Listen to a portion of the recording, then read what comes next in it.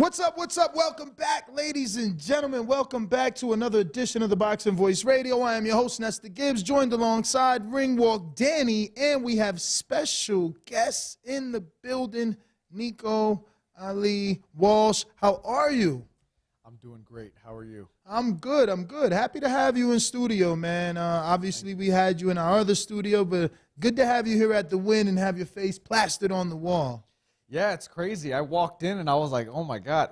First I saw my grandfather and I was like, that's cool. You guys probably put that in here just because I'm here. And then I saw myself. That's crazy. Well, yeah. I mean, obviously, our topic today has to do with the heavyweight division. Jermaine Franklin's going to be taking on Whyte this Saturday. And they got everything to lose because you got Eddie Hearn dangling the Matchroom Anthony Joshua, cash cow out there, and saying that the winner gets Anthony Joshua, which leads to millions of dollars. And I figured since you're in studio, you got everything to lose because you carry that Ali name, so everybody's gunning for you. I forget who we were just talking to, but, Mini Pac-Man. No, Mini Pac-Man, he was saying, like, it's hard in sparring because since I'm a champion, everybody wants to get off on a champion. And I know you're not a champion, but you deal with that because of your name. Like the Vargases who were in here and said, they want to beat the name out of us, basically. And, so I'm like, you got everything to lose as well because, you are carrying, that name. So you're part of the topic, obviously, man. Yeah, no, I'm glad to be, a part of the topic. The heavyweight boxing is like the pinnacle of boxing. So I think right now, heavyweight boxing is in a good place with Anthony Joshua, Tyson Fury, Deontay Wilder, Andy Ruiz, Dillian Whyte. Like, these are great guys to watch. So we're in a good space right now. But, yeah, when it comes to everything to lose, that's like story of my life, especially when it comes to boxing. Absolutely, man. So I want to talk about, obviously, your relationship with your team, your trainers. I feel like, you guys are doing a great job. You're coming along nicely. How do you feel your progression is? And how did you put that team together? Because obviously with your name, I'm sure everybody wanted to train you or would be willing to train you. Right. Yeah, so I switched trainers a lot, unfortunately, and it wasn't my doing. It was basically, there were problems within my original team. That was, it was just causing conflict with everyone. But we got that solved, and now I'm with the right team. And yeah, it's hard finding the right people because boxing, there's so many scummy people in boxing. I seen it with my grandfather growing up. I've seen it, so like it's tough to find the right people. But right now, I'm with the right people. So who are the people? I'm with Coach K. Coach Flick. Well, Coach K, boxing fans know Coach K because he's with a lot of the prospects in boxing. He was in Shakur Stevenson's corner many, many times. He's with Troy Isley, Duke Reagan. He's with so many people. He's a guru. Michaela Mayer, of course. There's so many people, and if he's not in the corner, he's giving advice outside of the actual fight. So he's everywhere, and he's brilliant with boxing. So I'm with him, Coach K, Coach Flick, Coach Smalls, and then my strength and conditioning trainer is Quincy. For sure. Yeah, man, K has a lot of good fighters and obviously, a great boxing mind. He's had some dealings, I'll say, with Shakur before I say the wrong thing. Get pop mad. I don't know nothing about that, by the way. Yeah. I just know he grew up with Shakur. I don't know anything about what's going on right now. Nah, I mean, I seen K with, Shakur. Yeah. But I've seen Pop out with him too. So, it is what it is. Just saying it's a good team. It's a good coach. Amazing. I love Flick too, man. He's I feel like he's very hands-on. I'm waiting for, has he had like his own fighter debut, or has he always been under K? And I don't mean that in any disrespect. No, I think he's on his own with Jarrett Hurd. Okay. If I'm not mistaken. But you know what the thing is I find myself relating with people who are like kind of underdogs. And Flick is a bit of an underdog because he's a young trainer. And young trainers in boxing aren't given the respect they deserve, because you've got like the greatest trainers of all time are old guys. They're old heads who know, obviously, they know what they're talking about. They've been around the block. I get it. They're old and they're smart. But you could be a great young trainer. You're like, I mean, look at Eddie Reynoso. So, but like when people think of boxing trainers, I think they think of like Customato, who's probably one of the greatest of all time, but he's an older guy. But these young trainers, they're coming up. No, I'm with you, champ. You know, I've been fortunate to be around a lot of legendary trainers, and I'm gonna tell you something. There's something about the old trainers. They're just stubborn. You get what I'm saying? It's like you see this young trainer, and you're telling him, "Hey, your fighter's doing this wrong," but it's like that one thing is what they're best at, and they're, you know, one of the best in the game. I'm like. So, and I've asked trainers, I'm like, so you don't see this style working at all under any circumstances? And they've told me no. And I'm like, right. You know, there's like this world champion, and it's like they're just stubborn. So I'm with you. It's terrible. It's terrible. And I think that's wrong with anybody, but especially I know nothing about training fighters at all. But I do know I'm an excellent learner. And what I learn with is that when a trainer sees that a fighter can't fight a certain style, they let them fight their style. I love that. That's what my team's allowing me to do now. That's what Flick allows me to do. He lets me fight my style. He corrects, you know, certain things, but like my grandfather, for example, what if he had a trainer that said fight like Mike Tyson, or like train that peekaboo style? It would not have worked. It just would not have worked. So I mean, your grandfather traditionally didn't fight correct. So right. If he fought wrong. Exactly. But it worked. Exactly. If he had that trainer to be there to say, hey, pick up your hand, then he wouldn't probably move as well as he did, or jab off the back foot how he did. And, you know, he was so pretty on his feet. feet. You gotta have the right people. And I remember hearing when I was little, I saw an interview of Angelo Dundee talking about my grandfather saying when I would tell him to put his hands up, he got hit more. And I didn't understand that as a kid, but I 100% understand that now. You just got to have the right person telling you to do the right things. So what's going on with this? Is this MMA thing real, or is that like a typo on the internet? Oh, that's my brother. My brother just turned amateur in MMA. So he's got his third amateur MMA fight coming up. That's what that is. Some people but they're saying making a PFL debut. Yeah, he's the first amateur in the PFL. Yes. Congrats to your brother. Thank I you, was nervous, though. I thought it was you. I'm like, damn, man, we lost one. I would never do MMA. And I'm going to be honest with you, champ, no disrespect. Yes. I knew about your brother way before I knew about you. Oh, really? Yeah. Is it because of the MMA? Football. He played football for all throughout high school.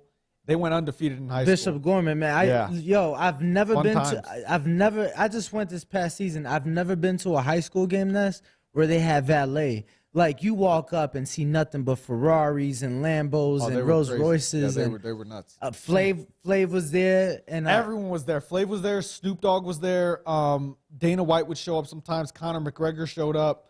There were stars at those games. It's crazy. Yeah, typically you would only see that in high school basketball, but I feel like Bishop Gorman brought them out. And obviously your brother was, I'd say, the star of the team during his reign there. Definitely. So I definitely knew of your brother. So when I saw that, I was, obviously excited because it's like from the gridiron to the cage, and with you being in the ring, a bit of everything. What were your thoughts? I'm sure you guys had a conversation prior to his announcement. What were your thoughts on the move for your brother? he loves MMA. He got into it not too long ago, so he's just forging his own path now with it. And yeah, I mean during COVID and stuff, like I would hold the mitts for him and that kind of thing. That's when he got into it. That's when he first like picked it up. So yeah, no, it's exciting to see where it'll go. MMA for me, I would personally never do it. I'm like a one-trick pony. I find one thing I love and I stick with that forever. And so I found boxing young and I never wanted to do anything else. So I wanted to take you back, obviously, to your last fight. It was in Madison Square Garden. Yes. It was in the Hulu Theater of Madison Square Garden, yes. And about a month now, no, it was October 29th, you fought Billy Wagner. What was your thoughts going into that fight? When exactly did you know your opponent's name? So when it comes to opponents, I don't even think about their name. I think about their face. So it wasn't till a couple weeks before the fight that I actually knew his name. So no tape. No tape. We were watching. Okay. But the name didn't matter, because Coach K would pull up the tape. Coach K is the man. He he's got everything planned. He had his notes out and everything. But yeah, no, we watched the tape, the little tape that we could find, and I didn't know his name till a couple weeks leading up to the fight when I had to do interviews and whatnot. But going into the fight, I knew he was extremely tough, and he fought.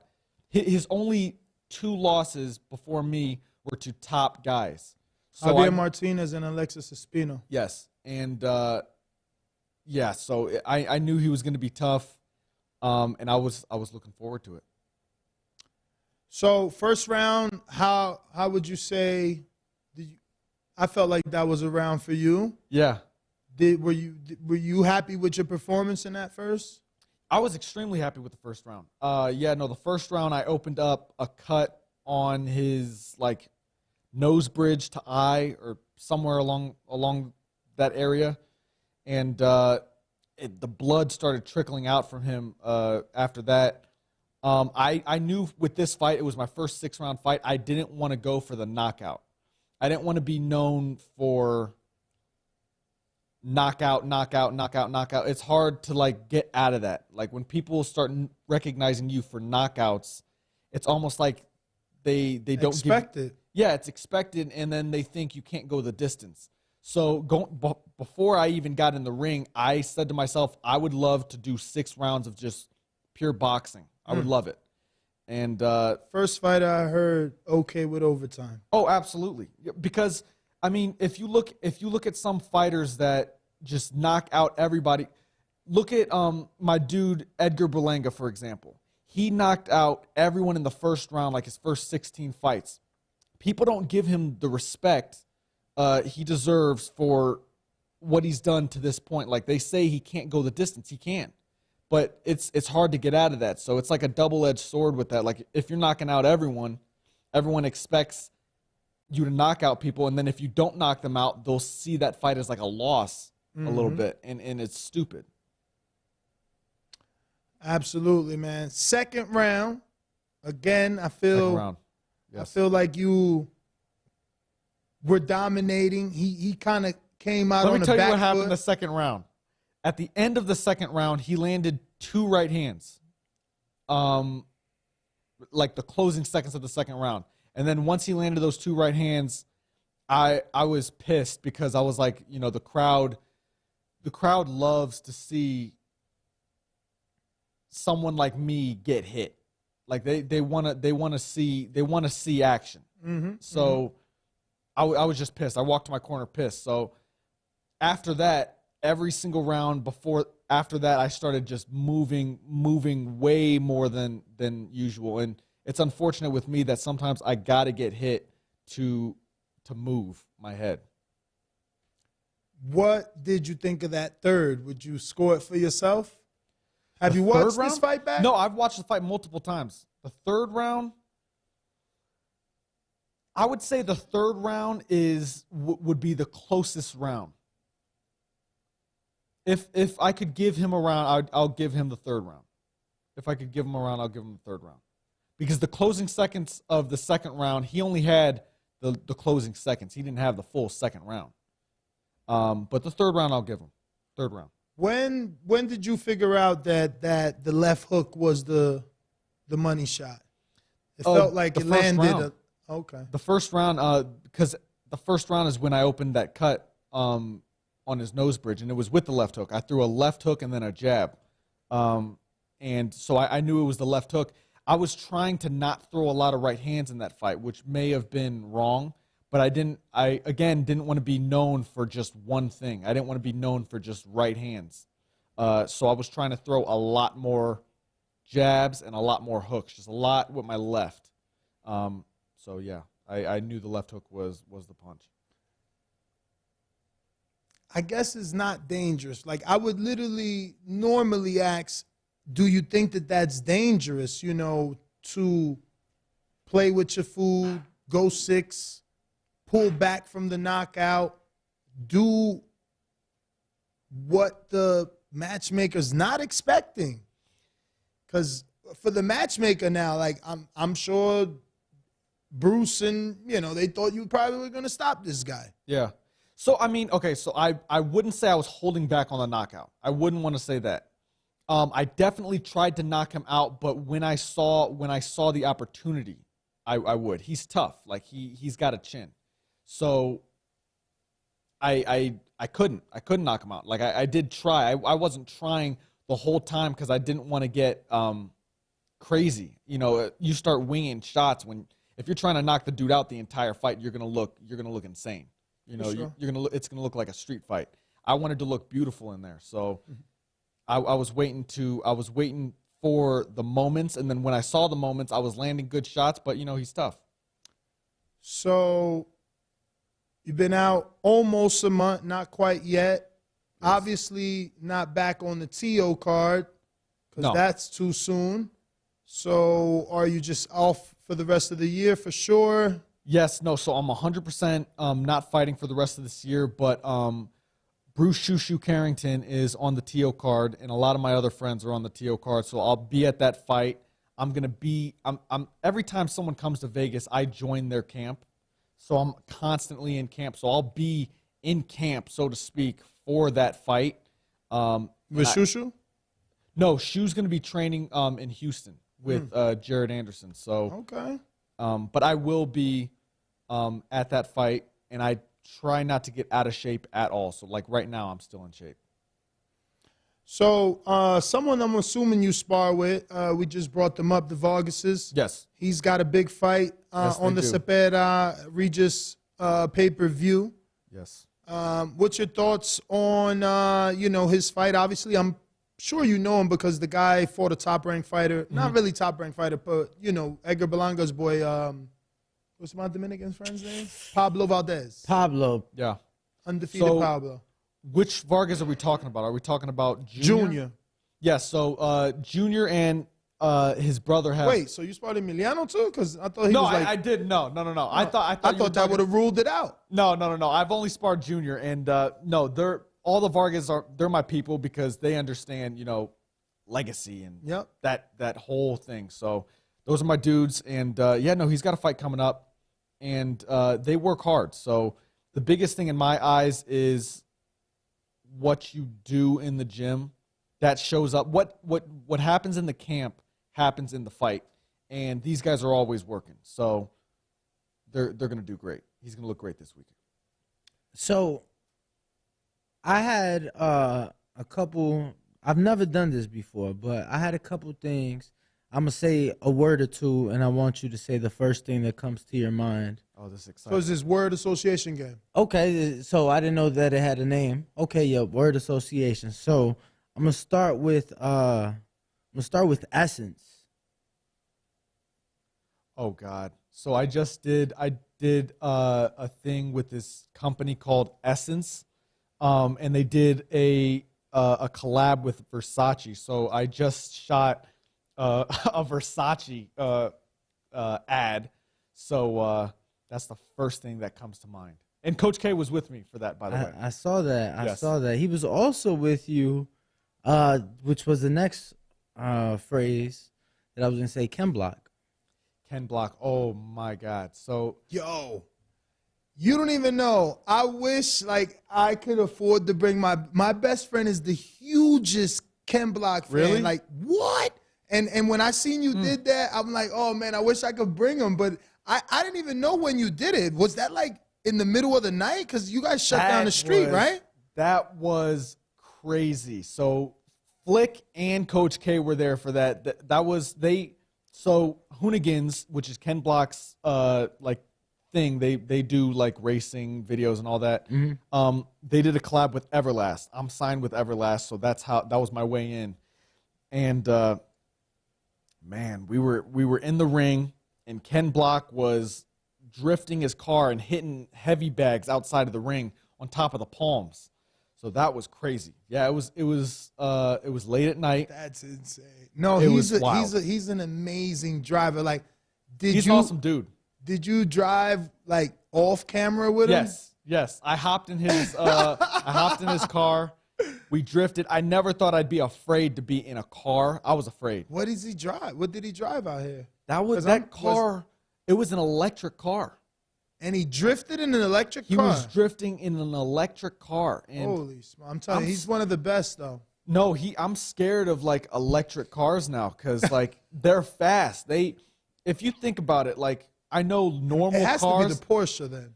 No, I think I think it's an Audi because he's an Audi partner. Okay. I don't know cars. I just know that if it's electric, it can start. Like I think of like the speed of light. That's what it was like in being in that car. It started, and it was like being in a rocket ship. It was crazy. It was crazy. What was your thoughts when they first like reached out to you?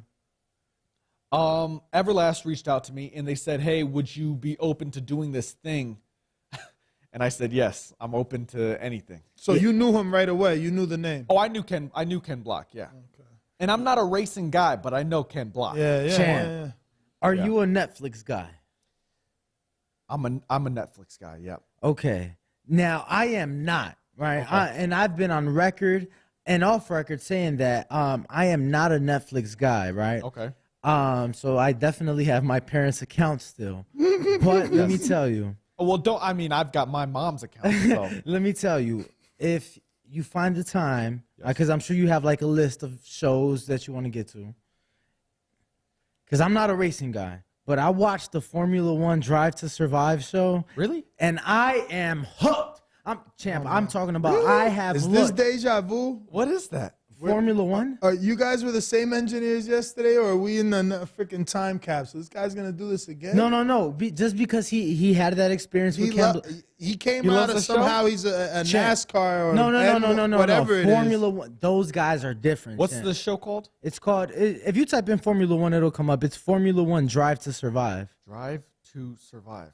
And it's Okay. it's literally just covering the 20 drivers in their season, but it got me so intrigued that, and TikTok was talking about the races the last couple weeks, so I tuned in, and I didn't know what was really going on until I watched the show, and I'm hooked. I've literally looked into packages to go to the Monte Carlo Grand Prix next year.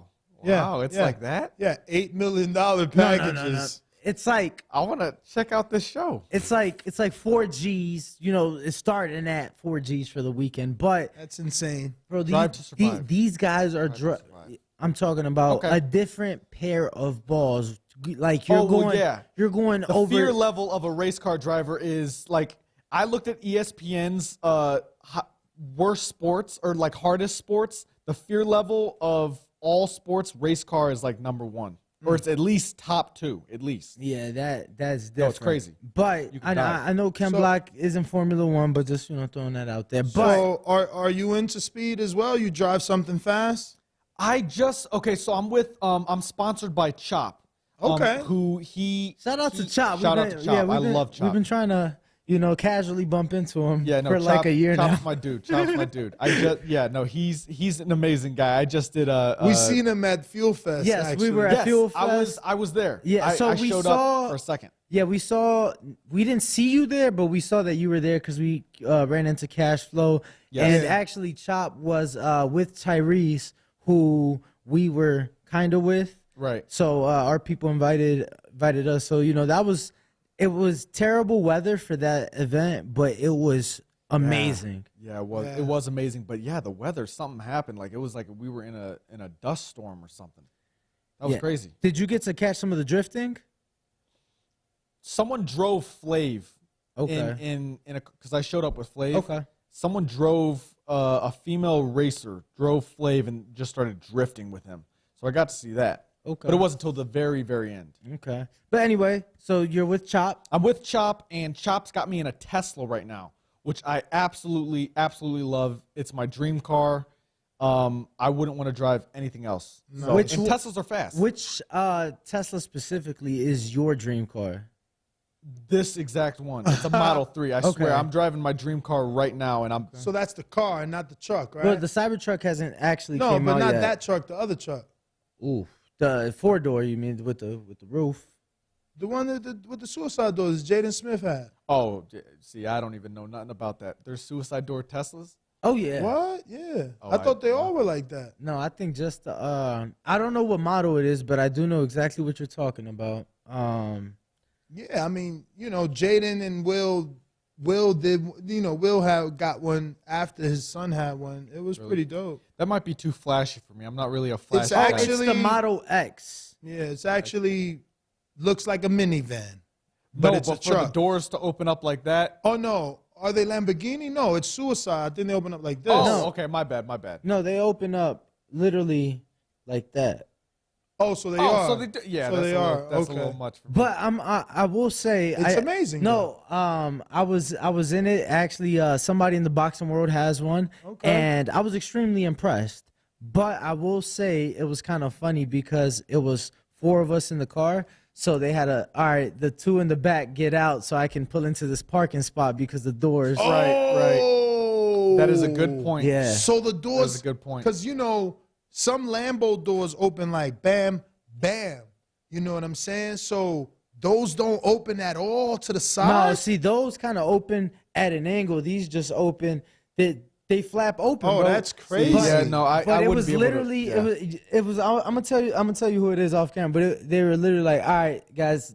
I was in the front. The 2 guys in the back had to get out so we could. Yeah, because it's like a minivan, but it's sexy. I'd have to get out the sunroof if I drove a car like that. You wouldn't be able to park like close. No, you can't because or you're gonna have to go through that. Like make the people in the back seat get out first before pulling into the parking space. Yeah, that is crazy. Interesting. Maybe one day. What'd you have before the Tesla? Before the Tesla, I was in an Alfa Romeo. Okay. So Italian now car, my yes. question to you is, because it hasn't been that many years, before electric cars growing up, what was your dream car? See, because for me, the Hummer, but the one in Joanna, man, that big lifted like army Hummer that they had in Joanna, man. Don't remember it. You I don't- do remember the movie Joanna, It- man. it Don't got- remember the Hummer. Yeah, it got repoed in the beginning, but Don't remember that. So But I used to want to interesting. drive a Hummer. I Me used too. to until I heard about it like The guzzling gas gas. money. Yeah, it's only 11 miles Yeah, no. per So gallon. honestly, my dream car growing up was a Charger, a black Charger. I've always wanted to drive a black Charger. That was the first car Chop put me in. So Chop is just just Been making it happen ever dreams, since. making dreams. So yeah, no, that was my dream car growing up, and then I was like, one day I want to be able to drive a Tesla, and then There you now I'm are. driving a Tesla. That's what's up. That's Yeah, what's it's up. awesome. so the last word association for me is just photography. Wow. So it was just Photography. essence and photography. Well, I didn't know if the essence. No, it was also there Ken was Block. Ken Block. Yep. Ken Block, Um, Essence. And Yeah, so I didn't know what exactly it was with Essence because I thought maybe it could have been a deal. So that's why I asked about that. But I do notice just photography to be a thing. Is modeling something that catches your eye? no. Okay. I could not model. I couldn't. I'm glad I asked. Says the guy that's probably going to end up modeling. I legit thought I'm like, yo, you're pushing to walk that runway. No, no. Listen to this. So with the Essence, with the Versace thing, the Versace asked me. It was before my fight. It was before It was before this last fight. It was during camp. And they asked me, they said, listen, you come to LA, same day, fly back. It's a couple hours shoot. I said no. I was like, I'm in camp. So I said no initially. And then I told Coach K about it. I said, hey, listen, Versace asked me, I just want to let you know this is how dedicated I am. I said no to Versace because I'm staying in the gym, doing this and that. Coach K basically slapped me. He's like, and no, was go like, get no, that exposure. You're going to do Versace. And I said, okay, I'm only going to do Versace if you come with. So then they ended up getting Coach K a flight, and it worked out. So are they going to do like a throwback to your grandfather's robe via Versace edition for the next fight, or something that they can sell? Because that was part of your shoot. Was No, the gold, and honestly, I'm was going to the tell you gold one thing. I'm Versace going to tell robe. you one thing, though. Whoever you know in Versace, tell them they got to handle this robe, all right? That robe is, come on, man. That robe is, it's ripping, man. I'm on my third robe. There's no way. Wait, you got a Versace robe? He's You on the- got a Versace robe. I didn't get a Versace robe. Come They on, did man. not give me. They did not give me the robe. You're like friends with Tyson They didn't give me Fury. the robe. You did a photo shoot and you didn't get the robe? I did not So, get the robe, you- guys. I'm sorry. That's crazy. I did not get the robe. That's I got because the they're underwear. making I would hope you get the underwear. Yeah, I got the underwear. I mean, because if they took back the underwear, then I'd be like, guys. Nah, man. I think that robe is made out of like fucking cherry cloth, man. First, Terry cloth. my red one ripped. I stretched for the coffee at the cat. I said, "Oh my god!" Well, I you're a said- big I said, dude. You gotta yo, get a different. You gotta get a Nico, custom robe. I have not thrown it away. I refuse to throw Yo, it Don't. I away. know Don't. somebody that'll sew that shit up. I champ. Yeah. refuse to throw it away. Right? Don't throw it away. Bought another one. My girl bought me because she seen I was just devastated. Why are you hulking these robes? No, I mean need I'm a spandex old now. robe. I'm old. What else do old people wear besides robes and sweatpants?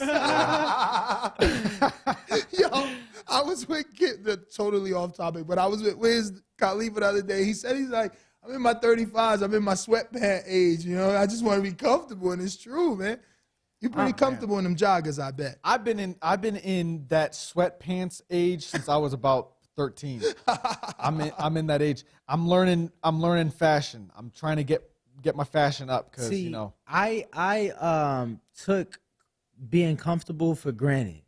And I'm gonna be honest, I didn't get into this comfortable stage probably till like last year. And the only reason why, champ, is because I got too fucking fat to fit any of my other clothes. Yeah. And you know, I was like, yo, and then it came to the point where I'm like, I can't, like I had to go shop. I legit had to go shopping because I'm like, all I have is sweatpants. But it was so beautiful. What's the heaviest you've ever been? Like before boxing? Oof. I was a chubby kid. I was a fat kid. I was a chubby kid. I was fat. I was fat. No, I was Watch, fat when I was little. he's I like, was. Yeah, I was 165. No. I was as an amateur. I was 178 as an amateur, and I'm How talking tall? 5'10". Come on, that's not 5'9"? fat. I was fat. I'm gonna show you a picture. I'm gonna show you guys a picture. I was big. 5'10", Champ, 175. let me No, tell you 1 I something. said 178. Let me tell you something. 3 more pounds. I'm 5'10". I got up to 260 this year. No, Listen, he's guys. huge. I was a kid. That's not That's fair. normal. That's fair. And that was in shape weight. Like that's after training. Like I was. I'm gonna show you a photo. I was a fat kid. I was. And boxing just slimmed me down. But more than anything, because I didn't eat bad. It was my height. I just got taller, and everything kind of just fell in place. Yeah. I got a couple questions here from the people before we wrap up. Ruin the 504 New Orleans. He says, what's been your mindset heading into your first 6-rounder with Wagner? My mindset was I was nervous to see if I could handle the endurance of 6 rounds. Looking back at it now, I'm upset that I was nervous about that because after 6 rounds, I wasn't even breathing hard. Like I was ready to go 15 rounds, like back in the Manila days. So, yeah, that was my mindset. I was just ready. We ran so much I was training like Mike Tyson that camp. Do you So, ever swim? Is swimming at all? yes, it's terrible. It's awful. But yeah, no, we do swim. Why is it awful? Because it's like if you're not strong enough to keep paddling, you'll drown, and then everything hurts. It hurts every part of your body. It's amazing for you. It's amazing. Coach K's got us doing that, but it's just it's not fun. I don't know that it's on your Instagram, but I swear I didn't post any swimming because So I was gonna say, I swear I've seen a picture of you doing the reenactment of your grandfather that was underwater. That was Top Okay. Rank. Yeah, so Top Rank shot some footage, not for my last fight, but the fight before last. They shot footage of me swimming, and it's no joke. It's like what my grandfather did. Like in my grandfather's photo, he was underwater shadow boxing. That's literally what we're doing. I shadow box underwater. Like that's the whole point. It's like it slows down your punches and it builds speed. So swimming's amazing for you. It's just not fun. Well, I got Brandon in Houston that says, who is the most impressive fighter you've seen in action at the Top Rank gym? The first person that came to mind, there's two, but the first person that came to mind is Devin. Devin Haney. But Devin Haney and Shakur Stevenson are the two most talented fighters I've seen come into Top Rank. They are just crazy, crazy talented. But I was watching Devin spar. He had a closed off gym, and since I've known Devin and his father since I started boxing, my first ever boxing gym was their gym. So they allowed me to come into the closed session, and I got to watch him spar, which I haven't seen since I was a kid. And he's just super. He's a super talent. So him and Shakur Stevenson. And you're basing that off sparring. I'm basing that off of sparring and the way Devin trains. But you can hear in interviews his IQ. I value a fighter's ring IQ more than almost anything. So the two things in a fighter that I value the most is their ring IQ and their discipline, which a lot of fighters don't have. And it's tough to find a fighter that's got both. And when you do find a fighter like that, they'll become undisputed, like Devin. And that's why I doubled back. I wanted to hear that because I didn't have to see him spar to know that he was special. I had to see him train. I've never seen anyone train like that. Just like now, I can say I've never seen anyone train like Jared Anderson. Like I've never seen a heavyweight train like that. Like right. Unless you're talking Tyson Fury, and I have to find out if I'm right about this, but I feel like I've seen Tyson once with ankle weights, but really? I know Jared wears ankle weights, and there's no other heavyweights that are doing that, and everything else that he does. He trains like he's a 60 or a 47 pounder, which heavyweights don't normally do. That being said, Devin, when I seen him train, I'm just like, whoa. He's got the right people around him. I mean, his dad is like, I think his dad is like the brains behind it all, and he's the right person. Absolutely. So you got to have the right people. You got to have the right people. Absolutely. It's funny. You brought the dad up. He texted me today and said, where do I want the Loma fight? Where would you want Devin Loma to take place I would at? love for that fight to take place in Saudi Arabia. Okay? That's what we thought was going to happen. No, that's not close. That's not what we said Dubai? No, Abu Dhabi. Oh. Okay, yeah. Somewhere in the Middle East. Somewhere in the I'm Middle with East. you, champ. Matter of fact, I'm going to come high five you because I'm Wow. Please. Oh, my God. He's such a Devin and Tank fan, this guy. Listen, can't forget Shakur. If it happens in the Middle East is the new mecca of boxing in my era. Like the Middle East, they're taking over. So if it happens in the Middle East, that fight will be huge. It'll do amazing numbers, and I think the Middle that'd be East is starting to become the mecca of sports mega events. I just forgot. They're trying to be the new Vegas. The World Cup. The World Cup's is in in the Middle Qatar. East. Yeah, and champ, let me tell you, I was in Qatar in 2018 and 2020. So obviously 18, they've already been under construction like 5-6 years, getting everything. that country had no business. They were not ready, but the money that they have behind it, it's hard to deny them. It's legit hard to deny the Middle East right now. And they're literally pumping everything into these big events. And it's great to see. And I think it's deserving for the athletes to now be put on a stage that we haven't seen before. And I'm going to be honest with you. For Devin, he's the A side. He's an undisputed fighter. I think it'd be beautiful for the Muslim community to get something out there in the Middle East. Devin is my Muslim brother. And honestly, everyone's asking me, where's my dream place to fight? My dream place to fight over the moon would be somewhere in the Middle East. I would love to fight in the Middle East. So basically you want on the undercard. If that happens, and I'm not there, it would be a travesty. Yeah. It would be awful. But I think if that fight happens in the Middle East, I don't see any scenario where I wouldn't be somehow involved, because the Middle East loves my grandfather. My mom has gone over there so many times, and the love they've showed for the family is just insane. So I'm sure they'd love to have me. Correct me if I'm wrong, but did your mother not have a trip to the Middle East, like your fight week, your last fight? Yeah, that wasn't fight week. That was like so she went to Jeddah, which is in Saudi Arabia. Yes. And then she flew same day that she landed in Jeddah. She flew back to California. Not my last fight, but the fight before last. Okay. She made it to my fight about 10 minutes before I walked out.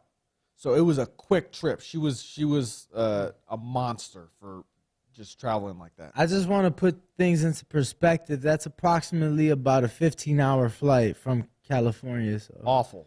So I would not have been able to do that. Shout out to your mom. Yeah, I mean, big shout out. She wasn't missing your fight apparently. No, she was. She made it a point not to miss. There was so much drama with that. Like, she had to fly back. Then we had to get a plane chartered from L.A. because I was in San Diego, not in L.A. So then she flew on a mini private plane from L.A. to San Diego. It was an expensive trip getting my mom to my fight, but she had to be there. She has to be at every single fight. Yeah, I would definitely love for you to be on that undercard, especially if it's, in the Middle East. I would love to. And the Middle East has a special place in my heart.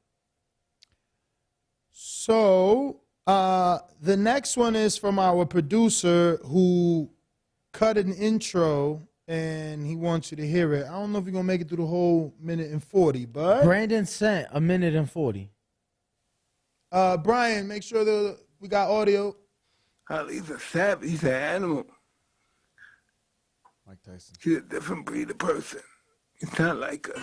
Why is he ducking George Foreman? He's already a tramp. He ain't no champ.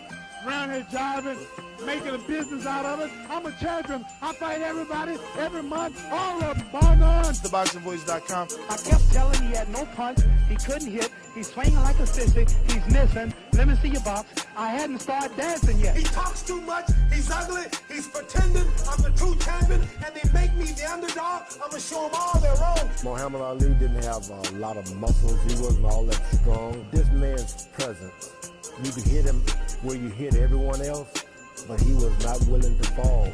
He was not willing to be counted out. I haven't convinced these suckers yet. I destroyed George Foreman. I destroyed Joe Frazier. Because I'm the champion. I'm the real champion. We're going to send you the rest so you can run to it, but there was no one to talk shit like your grandfather. Let's be real. I was thinking he's so loud. Even Broner, who did a good job, you got to be able to back it up. That's the thing. And Broner did that for a while and until he couldn't. But, man, his grandfather could talk some shit. I love the one when he's like, I'm so fast. Turn the light switch? Yeah. He was in the bed before the room was dark. Yeah. Yeah, man. He could think of some great stuff. Yeah, Listen, smart. Got a few more for you. Canna, all the way in Nebraska, says, hey, Nico, thanks for coming on the show. Regarding your stated mindset of proving you can go the distance. Is this something you will be looking to do going forward? That's because he's a pathological bettor. He wants to make sure it's like, Nico's in his distance phase. We're betting on distance. We're betting the over. I don't know. I mean, it all depends on. I'm the type of guy that if I do it one time, then I'm like, I'm good. So I will never be looking for knockouts every single fight. That's never gonna happen. But if I see my opponent hurt, then I will go for the knockout. So I don't know if that helps with betting, but that's my style. Don't worry about it. Yeah, don't worry about it. You just fight your fight. Yeah. Victor Banuelos, what are your 3 favorite fights of all time you love to watch? Okay. So I'm not going to place my grandfather in that because my grandfather would take the 3 probably. So I love watching Canelo Triple G. Mm-hmm. Which one? That's tough, but I'm gonna say number 2. So Canelo Triple G, I love watching. Who's Mayweather and Corrales. Okay. Mayweather and Corrales. Love watching that. Great fight. And what would be my third? Corrales I'm thinking of fights that I watch like on repeat. Man, I don't even do that. Do you do that? I think Mayweather de La Hoya is How many probably. times you watched it? I've watched it at least 24 times. Like, when's the last time you watched it? Ooh, the last time. That's what I'm saying. Yeah, you know how hard it is to watch a fight 2 times? Being in the business now, yeah. I'm gonna be honest with you, champ. If I ain't see you, if I ain't watch it live, it's now hard. I always go back because I love to talk about it. See, he doesn't do Sunday show. I do Sunday where I recap the weekend. Right. And even if I'm at your fight, I need to go back and watch it because I want to hear what Bradley said or I want to hear what Sergio Mora said. Yeah, because sometimes they be out of control. Nah, for real. I mean, You're right. Who was it? You know Bradley's been critical of you. Oh, super. That's why Bradley's my dude. But it's motivating, right? I mean, I would take it as motivation. I'm going to fucking show this guy. If he was a hater, I would not take it as motivation. I mean, he's a bit of a hater. So he's not. He swears he's not, I Earl promise. Spence is ducking. He swears up and down Earl Spence is ducking. He's not a hater of me. He's not a hater of me. No, he's a bit of a hater. So, but I am glad that But we I like brought that he did come in because I did have another what's the shit You're called? all Word over. association. Okay, which one? And I don't know if your grandfather ever spoke to you about him or if you've ever heard stories, but Howard Cosell. That's a great one. Real quick, De La Hoya and Mayorga was my third fight. Oh, wow. Repeat. But I watched Howard that. Cosell, hilarious. Their fake feud, like their relationship was hilarious. The first thing that comes to mind is when I was a little kid, I watched a video of Howard Cosell wishing my grandfather happy birthday on my grandfather's like 50th or something I don't know. But he wished him happy birthday and he was getting teary-eyed. And I was like, "Oh my God, that's crazy." And it's crazy to see how they feuded with each other during his whole career, and then he was actually, crying for him in his later years. So that's the first thing that comes to mind. Awesome relationship, though. I love those kind of relationships. Do you think you'll build a relationship like that with, a broadcaster or a sports journalist? Like that? I don't know. It would have to come naturally. But they were both just so witty. I think like that is so hard. Yeah, I very. mean you're talking about like top 3, top 5 like those kind of relationships. Yep. Even forget sports, even like just between a media member. Like my uncle, he sends me clips all the time. He's like, "You got to watch Howard because he did this amazingly. He was great at that." Mm-hmm. So that relationship, I think, was definitely once in a lifetime, or very hard to come by. The beauty of that relationship for the fighters that watch this interview is that your grandfather was okay with Howard criticizing him. Yeah. This generation, if I say, damn, Nico can't keep his fucking right hand up. I was too critical. I'm not allowed to watch you train anymore. It's like chill, man. They get I don't want to say soft. They get they're very there's a word. Sensitive. There's a word. It's sensitive. It's sensitive, but there's a word. What is the word? Emotional. Sensitive. I think it's sensitive. They're very sensitive. Very sensitive. I am not whatsoever. So if someone says Nico gets hit with too many right hands, I'm like, okay, I'll listen to you, and then we'll talk about it. I will never be getting sensitive like that. It's not gonna happen. And my grandfather was the same way. He was just so secure. Insecure. Insecure. That's right. There's a lot of insecurity in sports, especially with like men and their egos. There's a lot of insecurity. So I'm not insecure. So if someone wants to say something that's not disrespectful, then we'll talk about it. New York Bullet says, "What's good, champ? Funny thing is, my question what was your favorite 3 fights by your grandfather?" Okay, that's a good one. So number 1 is Rumble in the Jungle. Rumble in Jungle is number 1. That's the fight I watched with him all the time. Sentimental value. Number 2, I would say, is Thrilla in Manila. That's got to be in the top 3 greatest fights of all time, I believe. And then the third one will be him and Cleveland Williams. Those are my top 3. Never watched that one. I think it's fair to ask just because you're big on it. I know a big thing, or from what I've heard, a big thing with you guys was movies.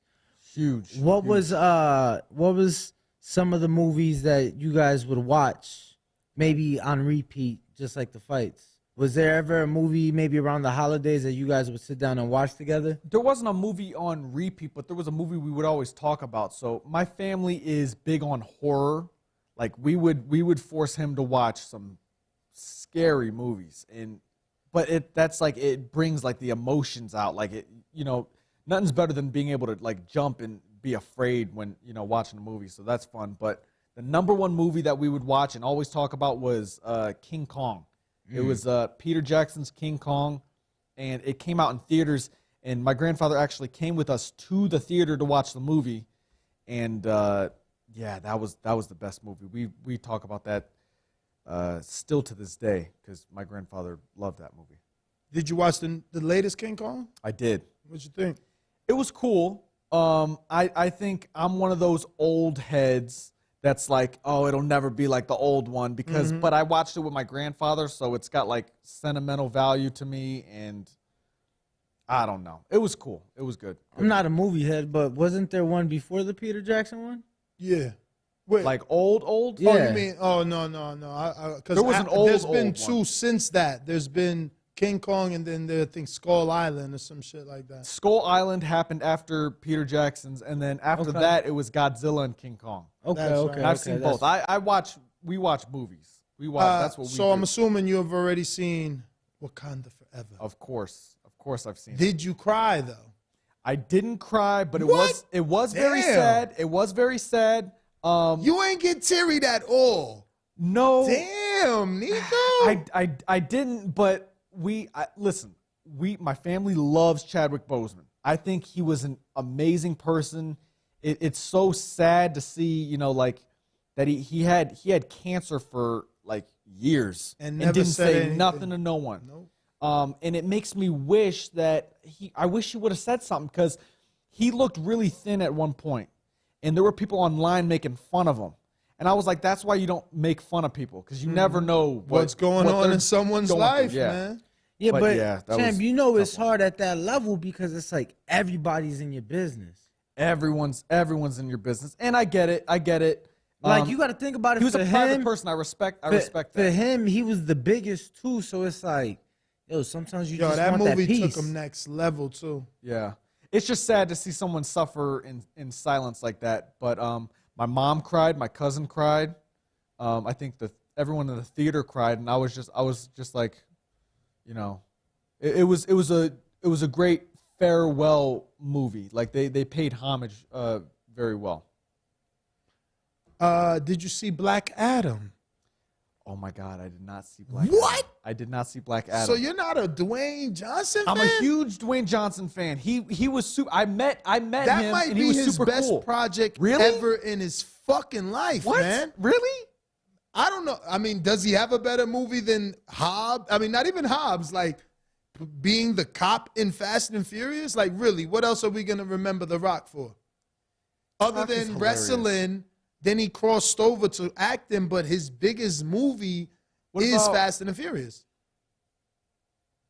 He got a spinoff. Like, that's literally his biggest movie. Okay, so when they invited me to If see you Black wanna- Adam, I was already in a movie. I was already in a movie theater. Coach K, Flick, and all of them went Crazy. to go see Black Adam, but I was already in a theater when they said, "Hey, Nico, do you want to go see a movie?" I was already watching another. That's the another movie you invite your friends that don't like superhero movies and you turn them on to him. because he kills See, in a bad way. that's Okay, crazy. I'm He's gonna like- watch, I'm gonna watch Black Adam. That's now. crazy I'ma though, watch because that. now I just question like our friendship, bro. Because you never invited me to watch Black Adam.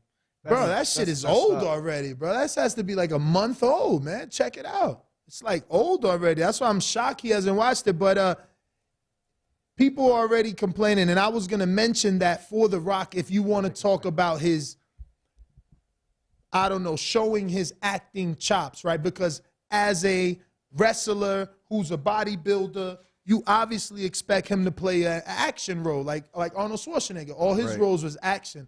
So yeah, did he show a softer side in Gridland Gangs or whatever the fuck? I did cry in that shit too, because that was a story, you know, close to home.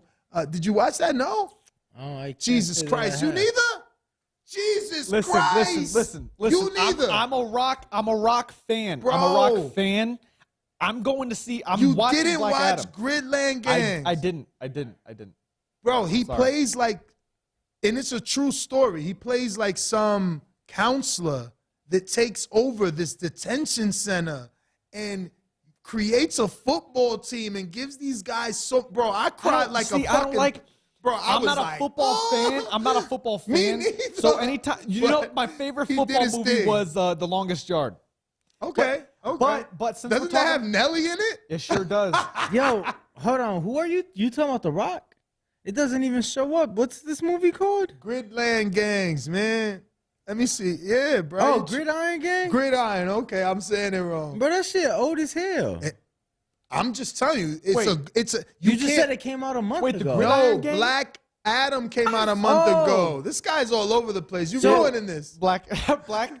I'm going to see Black Adam 100% because I don't, there's no better review than what you just and- gave. No, and I'm gonna be honest with you. I might. We're short on time, bro. But The Rock had, bro, Jumanji. I don't even like that kind of come shit. on. Listen. Moana? Jumanji was good. Moana changed the culture, I didn't see Moana. Moana. bro. Those songs were playing for years.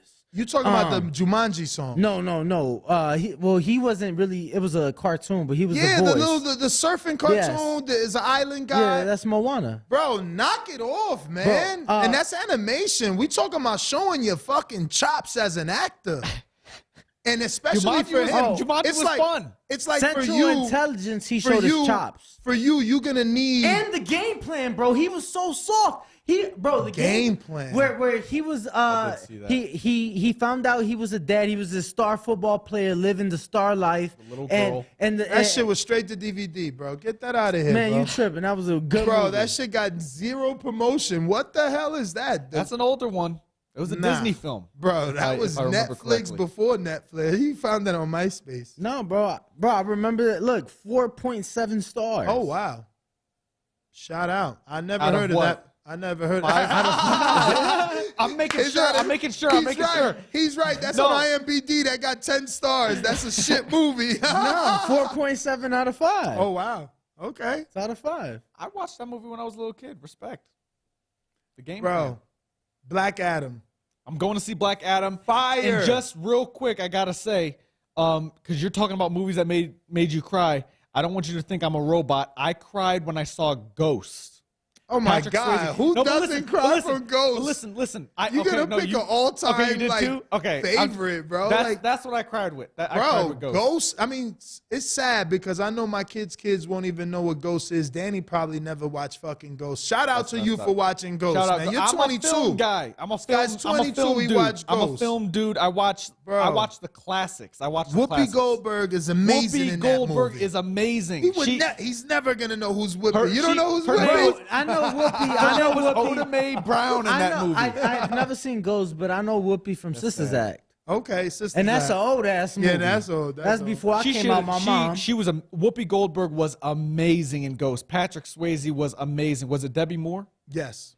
Debbie Moore was amazing. Nah, Demi. Demi Moore was amazing. But no, that was a crazy movie That's too, my man. movie. That's my movie. I hope they don't remake it, but I I am a swear king they- of remakes. I'm honest with you. You like remakes? Because I want them to bring them up to date. Like, Okay, I get but it, but would you Ghost, guys? no, you don't do Okay, because you said Patrick Swayze. Yep. So he was in the remake of Dirty Dancing, which Yeah. was hella long later. Would you Yeah. be okay if is he still alive? No, I don't know. No, he passed away many years ago. Damn, yeah, and, 2009. and Dirty shit. Dancing is a classic.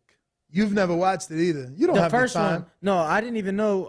You never watched Dirty Dancing Havana Nights. No, I've only. Of course seen- you didn't. Havana Nights. Look at He it. didn't even know that was a thing. Yeah. I don't even Bro, know what that is. They made that movie in Cuba, right? Google it. I'm pretty sure they did that in Cuba they somehow. They got into Cuba in 04.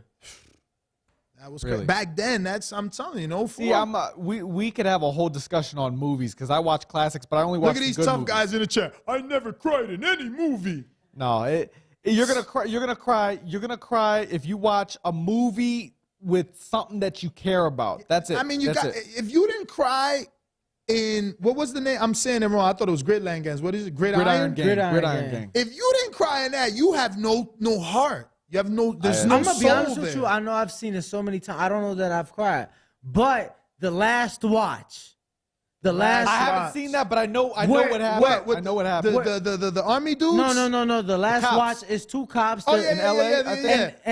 and he's filming like It's what's the guy's name? He's got a funny last name. Gyllenhaal. Gillen, that's the one. Boom. And the Jake Mexican, Gyllenhaal he's always funny, but that was his serious That was role. a serious movie. Yeah. That was a good movie. That was no, a good and movie. even in the movie, he was funny as shit. Like Really? he was the funny out of the two. Like he was the I stupid should one. see that movie. Why? Yo, he said I cried in Lion King when Mufasa died. You guys is fucking hilarious. Hey, who did? That's a great point. Who didn't cry in Lion King when Mufasa died? Yo, that's hilarious. I'm gonna piss I you don't off, remember Champ. if I cried. I've never seen the movie in full. What? Never seen Lion King in full. But he don't have kids. Well, you neither. No, I don't. But I you're was a young kid. enough I was to a kid have. before. Yeah, you're young enough to have lived through Lion King. The thing is, Champ, I'm Mexican, man. I've been cutting grass since I was like 7, right? Yeah. So I grew up watching. Oh my God, there's a movie we would watch all the time called Mi Familia, and in English they had both. They did My it. Family? They did it in English and Spanish. It was My Family. J-Lo was like the mom in the beginning of that movie. Yup. So J-Lo's the mom in the beginning of that movie, and it's legit a Mexican family crossing the borders and the struggle. And I'm like, yo, why? Y'all didn't even have it this rough. I'm like, why do y'all keep watching this movie over and over? Yeah. But yeah, I didn't watch like a lot of kid movies. No, Lion King. Let me tell you something about Like, Lion I'm King. watching them now. I cried in Lion King when I was a baby, when I was a kid. And now growing up now, I'm like, the Lion King story is like, that's me. Like, I feel, hey, listen. Wait, I want to know how. Listen, Let me get it. Like, I'm Simba. Like, Simba's trying to, his dad dies, and he's got to fill the shoes of his dad. So that's how I feel with like boxing with my grandfather. I'm like, this is crazy. I talk about it to my family all the time. Let's go. I love it, man. That's what it is. Yo, Rotten Tomatoes gave that a 79, bro. So your family has good taste, man. Listen, Brian, let's cut to the promo for Kenichi Beer. Give out your social media. My social media, the important one is Instagram. It's Nico Ali Walsh, NicoAliWalsh. I'm on TikTok now. I'm doing good on TikTok. I'm trying to post as much as I can and Twitter, you could find me by looking me up somewhere. And I don't know. you may see him on your next edition of Vogue. You never know. Yeah, No. Versace wearing a new Versace robe. You Listen, will not. don't go away. We're just going to take a quick picture with him. In the meantime, check out this promo. Don't forget to head on over to KenichiBear.com.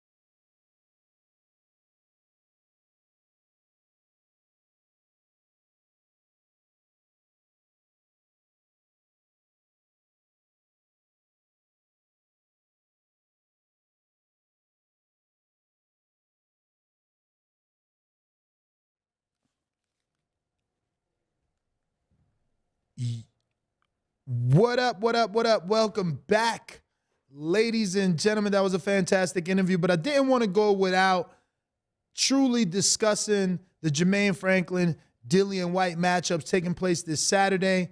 You know, my mind is telling me you got to go with the battle-tested Dillian Whyte. He's just done too much in the heavyweight division. He gets a bad rap. People don't like to give him credit, but, you know, he's probably, you know, the best heavyweight to never win a world title. And it's unfortunate. You know, I hope he doesn't give up before getting to actually put a world title around his waist. He's been in the ring with fantastic names. He's won and lost to Alexander Povetkin. He's beaten Maurice Vach, Oscar Rivas, Chisora twice, Joseph Parker, Lucas Brown, Hellenius, Markham Tan, you know, even David Allen. So don't forget Anthony Joshua. Like, my man's been in there. The thing is, his 3 losses come by knockout. Jermaine Franklin just doesn't have the power. He just doesn't have the power, in my opinion, to stop Dillian Whyte. Dillian Whyte is a good jabber, long jabber. And when he has nothing to fear, he's all on you, man. He's not there to do any overtime whatsoever. And I wanted to specifically talk about this because obviously they dropped an episode yesterday for the face-off between Dillian Whyte and Jermaine Franklin, and it was telling. I don't think that Franklin's ready for this show. He seemed to have been bullied, in my opinion, at the face-off. Wow. You didn't watch it? Yeah. Guess not. Being bullied is a strong word. I mean, bro, my man literally said, "You ain't from the hood. Don't talk to me like that." Yeah. Geez. What hood you from? You don't even know Robin Hood. Calm down. Like, bro, and my man's just like, yeah, okay, yeah, yeah, okay. Man, get the fuck out of here. You all cool about my man trying to play you when you know that's exactly what he trying to do. He trying to get views. He trying to show you know, Americans doing the ring. But and that's my point. Is he really? And even fucking Dillian said that. He said, "Bro, come on, man. We brought you in here to be bashed up. You're the one that's gonna get bashed up. You know what you're here for. You ain't been on this level." So you don't even think Franklin believes in himself? I don't think Franklin, not based off that footage. No, sir. Not based off that footage. So what's your pick, champ? Derek Chisora by... You mean Dillian Whyte? Yeah, Dillian Whyte. I was looking at the chat. I'm sorry. I would say, you know, probably Dillian by stoppage. I'm going to be real, man. Probably Dillian by stoppage. Franklin is undefeated, but he's never been on this level at all. And at all. The comment I read, kind of to your point, Ness, and guess what? He's been out the ring for like 2 years or more. I think you're right, since 2020. Kind of to your point, the Derek Chisora comment I was reading in the chat says that Derek Chisora said Wilder got bullied by Fury, whereas Fury had to be tactical with Whyte because the Whyte ain't stupid in the ring. Okay. You know, did you ever feel at any point? I think that the thing is, Fury wasn't tactical with Dillian Whyte. I don't see that. You know what I'm saying? He bullied Whyte too. I mean, he literally uppercutted and pushed his ass. Not just that, but think about it. Even in the build-up, you know, there was, if you don't sign this, if you don't take this, you won't get the fight. There was like a lot of stipulations, remember, because that's what ended up pissing Whyte off, saying how they weren't getting the fair treatment, aka being bullied, and that's why he didn't show up to none of the press events. So definitely bullied Whyte there. Yep. But no, man, I'm definitely with you. I think that Dillian comes out strong, and I think that he gets a mid to I'm thinking maybe like 6 to 8, 6 to 9th round. So somewhere in that mid to early or late fight. You know, the betting line is gonna be odd because Franklin being undefeated, never been down that I know of, right? Not that I can recall, no sir. But he never been tested, so I don't know what the over's gonna be on that fight. London Runs Boxing is saying that Shane McGuigan said Franklin was slow and sluggish when they sparred Dubois, but he could take a very good punch. So sparring is sparring. Ken is saying that Franklin did fight once this year, got a 5th round KO. Yeah, I mean, it was not even a real fight, bro. It's definitely not a real fight. It was a stay busy tune-up fight that he was meant to win. And if you look through his resume, he's gone. I see you. Yeah. What was that? No, somebody Oh, with a White White Sox. Sox shirt. They were looking up the podcast, looking us up, and I saw my homegirl repping the city. Champ, Okay. I'm always repping the city. Okay. Yes, sir. Okay, so we got the line here for Dillian and Franklin on the 26th this weekend. Bakalov fights this weekend too. Bakadir. We're gonna have to get Jeffrey on that one. Where the hell is the Dillian? And I got the glasses on. You believe this shit? Jocasta's in there. Damn, should we bet? She's a minus 205. I heard she might lose that fight, remember? They was telling us? You not Really? listening. Who you texting, bro? Sky just working, right here, champ. bro. Just working. He always say he's working. Champ, So we getting ready for the 2 the o'clock. over-under, they got actually every round, bro. Wow. 9.5 is still plus money. Over 9.5. Yo, 9.5 is still plus money. See, this is what I'm telling you. They don't know. Will this fight go to distance? It's a 10 or 12 rounder. Damn. Is it a 10 or 12 rounder? Hold on. Bro, minus 480. This fight don't go to distance. This 12 rounder. Minus 480. It does not, or it does. Does not. So what is it that it does go the distance? 290. But you're saying Dillian knockout, right? So they're saying what we're saying. I'm saying Franklin ain't got no fucking power, so he can't keep Dylan off of him. But you know that don't mean he can't take a good punch. He don't mean he can't survive. He undefeated. No, and There's that's zero prop bets. There's literally just like the over under shit bullshit. Franklin's a plus 700.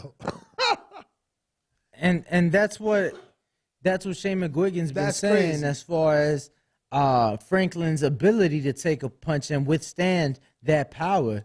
I'm gonna wait off, man. We're gonna have to wait till Friday to see that one. I don't like it. But let me yeah, I do wanna get Jeffrey to say that man's name. Let's see how Jeffrey says it.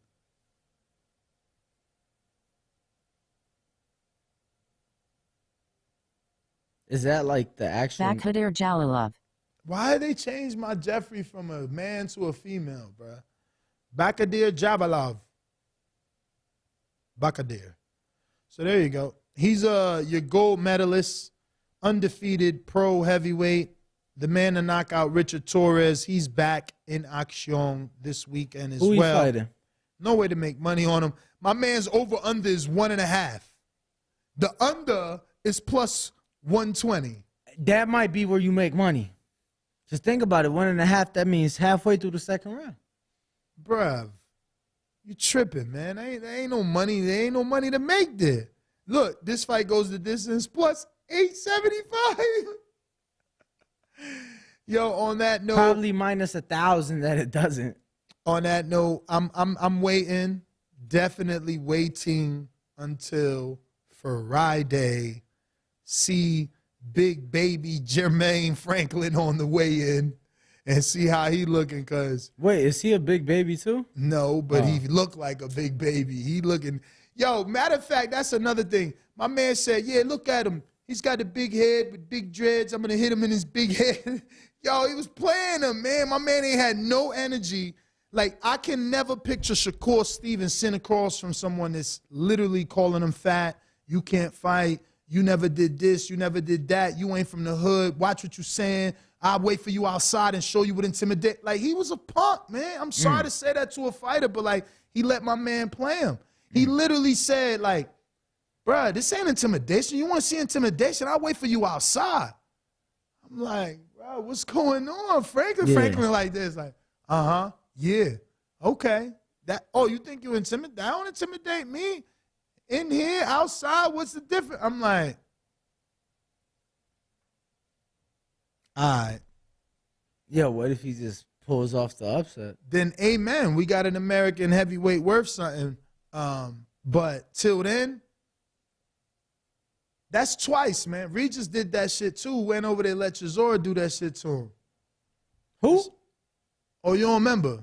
Regis? Oh, you don't remember? Look up the press conference for Regis Prograis, Josh Teller, undercard, because they was the undercard to Chisora. And watch how Chisora treated him. Sunned him. And I hate to say that because that's going to make me lose my relationship, but that's what we all saw. That's what I happened. don't remember that, and I remember the fight vividly. Man. This is why you got to be a Boxing Voice fan, man, because that ain't shit getting past me. Nothing. I'm a Gemini. We read all fucking body language. Everything you do, we on top of it. Look it up. I bet you somebody titled it Chisora Savagely Roast American Champion or some shit, I bet. They're going to sensational. Oops. Hi, ladies. Let me get an outside shot. Look at these beautiful ladies. How are you? You go ahead and enjoy the win. I hope you guys win a lot of money. Yeah, go win some money. Absolutely. Enjoy the buffet. I'm sorry my co-host has a potty mouth. This potty boy. Listen, we're out of here. Next GTO, Instagram, and Twitter. Walk Danny. We are the Boxing Voice. Catch us on the next one. Tomorrow's Thanksgiving. So I'll be probably doing my show in the morning. So, yeah. You know I wake up. with nothing to do, running around, just walking aimlessly, and the news is breaking. And no it's Blue Wire tomorrow or Friday. There's no Blue Wire. They celebrate holidays apparently around here. Yeah, those guys don't believe in modern day slavery. Yeah, Ness is one of the few. What are they running in China? What is it called? Him and Fidel. Sweatshops? Sweatshops. There we go. I got Danny in a sweatshop. Help me. Catch us on the next one. Yo, we ain't got my button. Change the voice right now. With the helium. Yo, we out, man. Catch us.